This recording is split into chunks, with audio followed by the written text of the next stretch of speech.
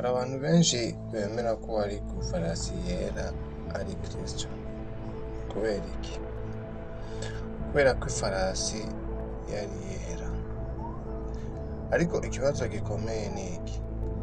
Nimba yari Kristo, ni kubera iki atavuze izina? Uyu munsi tugiye gusuzuma mu byahishuriwe igice cya 6 kugira tubone nimba uwari ku ifarasi yera yari Kristo canke atariwe. Ibyahishuriwe igice cya 6 umurongo wa 1 gushika wa 2 avuga ngo, nabonye ifarasi y'umweru, uwari yayicayeko yari afise umuheto, yahawe ikamba, aragenda anesha kandi kugira aneshe. Reka tugabakirize hano. Hari ibintu bitatu bikomeye. Icya mbere, yari afise umuheto. Kabiri, yahawe ikamba. Gatatu, izina ryiwe ntiryavutswe. Ikibazo ni, Kristo yoba yaje atamenyekanye? Nimba yari Kristo, ni kubera iki atari afise imyambi? Umuheto ata myambi usigura iki? Ni kuki ikamba yayihawe bivuze ko atari aryambaye kuva mbere? Kristo mu byahishuriwe 19 aza yambaye amakamba menshi, ariko aha muri Revelation 6 uwari ku farasi arayihabwa. Ivyo ntibisa.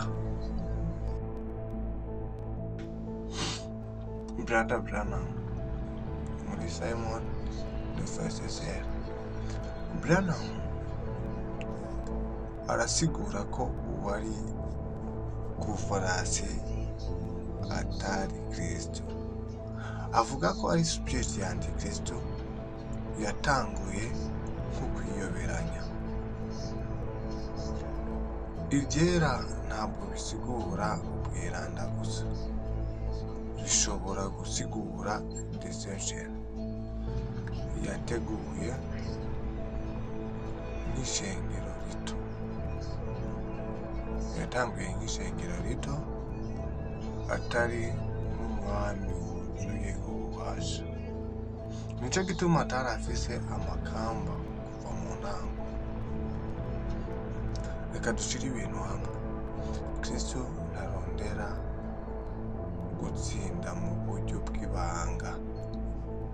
Kristo aza afise izina rimenyeshejwe. Kristo ntahabwa amakamba, arayafise.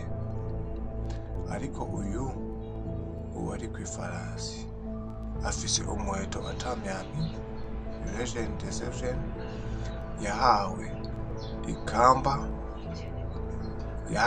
nyuma, political power, ahindura ifarasi mu bihe bikurikira. Ivyerekana stages. Si Kristo ahinduka, ariko ni system irahinduka. Ifarasi y'umweru ni intango ya Antichrist spirit. Ifarasi yera si Kristo, ni spirit yatanguye mu kwiyoberanya. Yaje nk'uwera, ariko yari gutegura inzira y'ubutegetsi bwa Antikristo. Kandi ikibazo gikomeye ni iki? Iyo